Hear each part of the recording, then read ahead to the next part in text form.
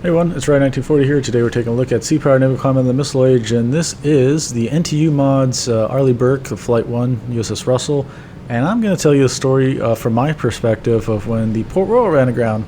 We can finally do this in the game because we have Arleigh Burke mod that we don't need to use sea lifter or anchor chain, and I'm quite thankful for that. So I did not want to mess with that kind of stuff.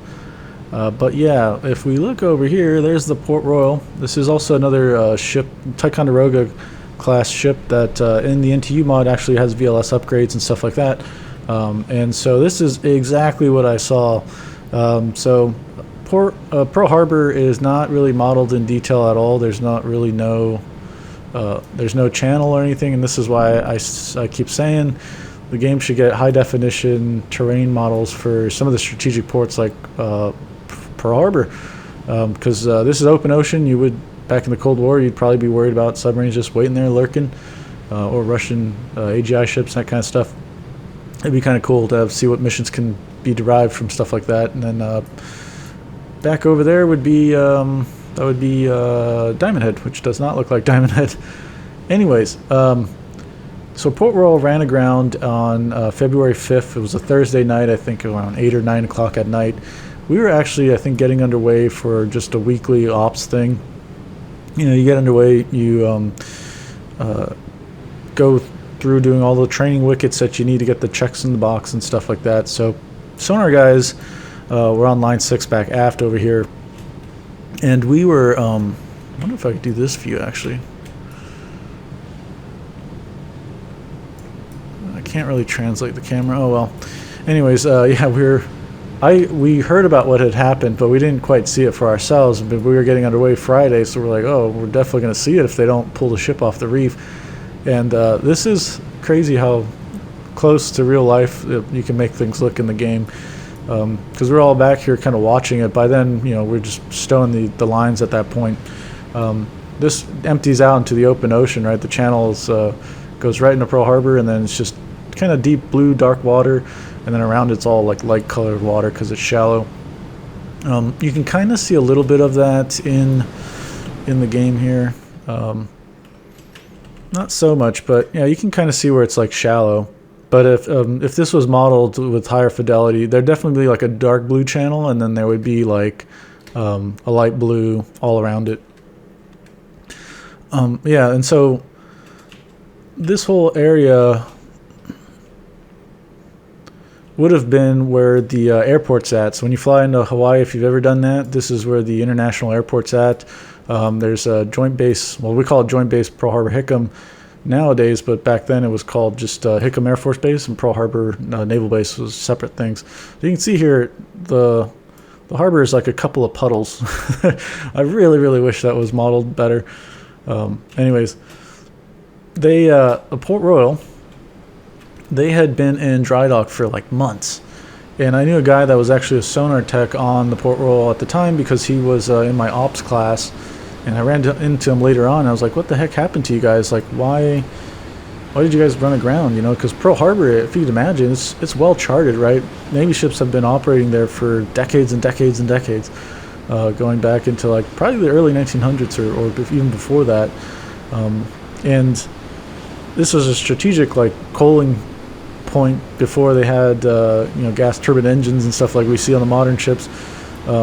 So what I'm trying to say is, like, everybody knows what areas to not be in, and along with your draft and stuff. And he told me like the fathometer was broken.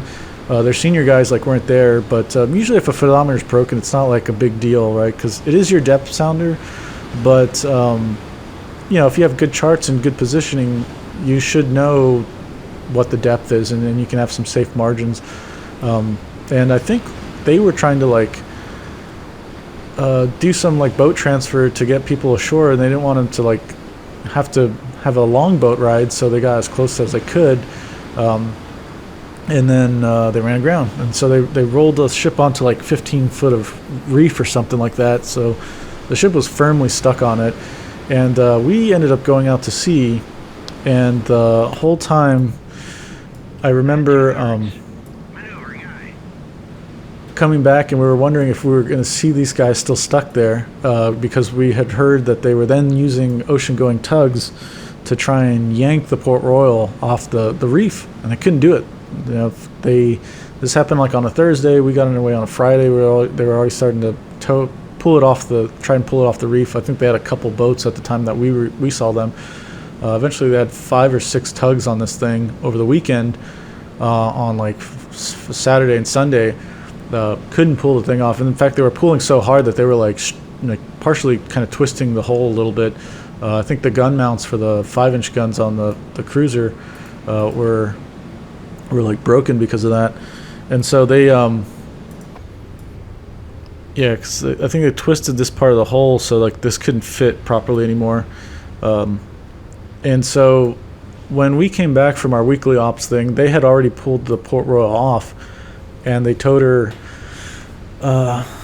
into a position like right in front of the Desron building in Pearl Harbor. And I always thought that was kind of funny, because the rumor was, and I don't know if this is true, is that they had like a Commodore or somebody on board, and then that was the reason why they were trying to do that boat transfer. But then they ran aground. That guy then turned around and like fired, relieved the captain and the nav and them right on the spot, and took control of everything.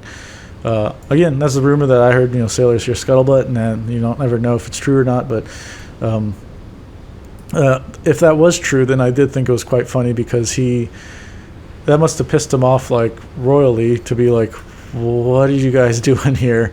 Have to take control of like a really bad situation, and then be reminded of that really bad situation because they parked that ship right in front of you. And when I saw her when we came back, she was still listing, I think, to the, what was that? To the starboard side? I think they were facing where we were parking like this, and I remember seeing, maybe it was the stern, I can't quite remember. I mean, she was listing, and then she had like hoses all over the deck, just pumping water off the ship to keep it from like flooding some more, or trying to de-water spaces or something. I don't know why they had them, but they had a bunch of hoses still going, and I was like, man, that must be I thought it was funny, because I thought, man, that must be really annoying for that Commodore to like go to work in the morning, and the first thing he sees in front of his office is this damn ship that's going to cause him just probably causing him a lot of headaches at the moment. Just ruin his day at the very beginning of it.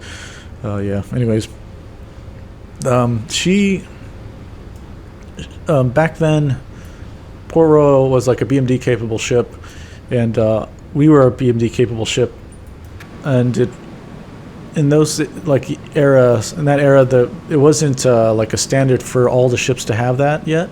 I think, I'm pretty sure nowadays all the Aegis class ships are BMD capable, but they were not. It was kind of a rare thing. So there was only a few of us in the fleet, and there was when we deployed, you know, you were fulfilling that requirement for BMD somewhere in the world. So you were relieving somebody that was there that had that capability with your own ship that had the capability. Well, Port Royal, because she was in dry dock, she was going through her maintenance phase, and then she was going to do her workup phase, and then you go on deployment. That's the final thing, right? And then the whole cycle starts over again, and that takes 2 or 3 years basically to go through that cycle. So because she didn't complete the workup phase, because she was then going to have to go back into dry dock because of all the damage, basically all the ships that did have BMD capability were screwed and got moved forward in their deployment cycle. So we had come back from a deployment, we did a really short maintenance period and workup period, and then we just deployed again. It was all because of the Port Royal screwing everything up. And one funny story with that, or not funny story, but story nonetheless, because Port Royal was like in maintenance for so long, and then now she was going to have to go back into maintenance, a lot of the crew members had to go to other ships to get qualified, just for doing normal stuff like seamanship stuff, right? And they got to be on ships at sea to be able to do that. So they would divvy the crew up and put some on different ships in Pearl Harbor. And I remember we had a few of the crew, like junior crew members, from the Port Royal on our ship.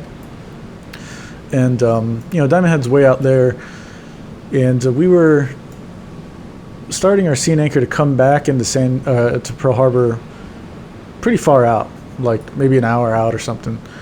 And we had those Port Royal guys back aft with us to go ahead and watch what we were doing. And when we go ahead and start seeing anchor like an hour out, I remember being so pissed off by this one Port Royal sailor, some like junior dude. He's sitting with his other buddy, and he's like, kind of scoffs at the idea that we're doing it so early. He's like, huh, what kind of ship has to do sea and anchor so freaking early? We're so far away, it doesn't even make any sense. And I was like, bro, you're on somebody else's ship, like you shouldn't be talking shit. And then you coming from Port Royal, you shouldn't be talking shit at all. So I was pissed. I was just like, what kind of ship does this? This is the kind of ship that doesn't run aground, coming into one of the most charted waters around a naval base. That's the kind of ship that we are. And then he shut up for the rest of the time. I mean, you know, obviously you don't have to be a rocket scientist to know that you don't go to another ship and cause them to go on deployment early and then bitch about the way that they're doing things. Like, shut up. If you're going to the fleet and you're brand new, regardless, shut your mouth. Just watch what's going on and learn as much as possible. Oh man. Oh yeah. So that is my story of the Port Royal. It's really neat to see the visuals in the game. I mean, even this is a low resolution terrain for Pearl Harbor. I hope we get a better terrain set for that, because coming in or out here, I mean, I could imagine doing an ASW mission out here, around these waters would be really cool. In the height of the Cold War, kind of trying to track nuclear attack subs just sitting here, be super neat. And then of course to see the iconic Diamond Head. All it really needs is like I think that shaping is fine. It's just remove the trees, I guess, to make it look more rocky, so you get that iconic Diamond Head look. But yeah, this was a fun trip down memory lane. It's like, it was not fun at the time because we knew we were all getting screwed. But yeah, that was a Port Royal. You can look it up. It's quite an interesting story. I mean, I think eventually she was. They didn't want to. I think she got decommed early because of this incident, because like, it would cost too much money to like fix her fully. The Navy even had to pay the state of Hawaii like a fine because they damaged the reef and stuff, and they spent money also to try and reattach coral that they destroyed when the ship ran aground. So they were trying to make good. And honestly, it shouldn't have happened. I think the report was saying, you can read about it on Wikipedia that cites stuff from that report. They had some sort of navigation failure or something where they were like a mile and a half off from the position they thought they were, and I think that kind of tracks, because it would have been much safer if they were kind of closer this way, like about a mile and a half or two. Definitely not as close as they should have been, or not as close as where's the let's see if I can click over there. Nope. Oh, there we go. I also heard that so typically if you're going to run aground, it's you know, if you can simply look outside, if you see like shallow blue water, then you know that's dangerous. If you see dark blue water, then you're kind of safe generally. But you know, this game doesn't really show it too much how it really looks, but that couldn't help them in this case, because I think they grounded themselves at like 8 o'clock at night or 9 o'clock at night, so you wouldn't really see that, although you should see along the shoreline, kind of like visually reference and be like, I think we're a little too close to the coastline here.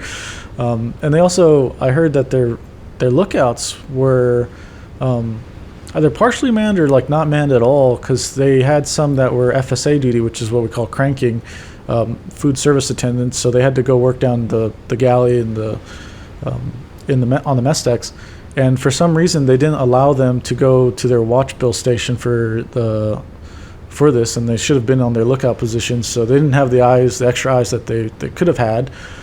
So yeah, that is pretty nuts if that really happened. But yeah, of course these are just rumors that I've heard. Obviously when you're in the Navy, you're more focused on what's going on with your ship, and you're doing your job and stuff, so you kind of hear these on the sides from randos on the smoke deck. A lot of times if you're at the smoke deck pier side, and then a lot of times, well, when you're pier side in a like say Pearl Harbor, the smoke deck is like not on the ship. There's a smoke deck on the pier that the other ships and your ship will go to smoke, and that's usually when you hear the most scuttlebutt and stuff from people from the other ships about what's going on. Yeah. Anyways, download this mod. This is the NTU mod by Nuclear Stonk.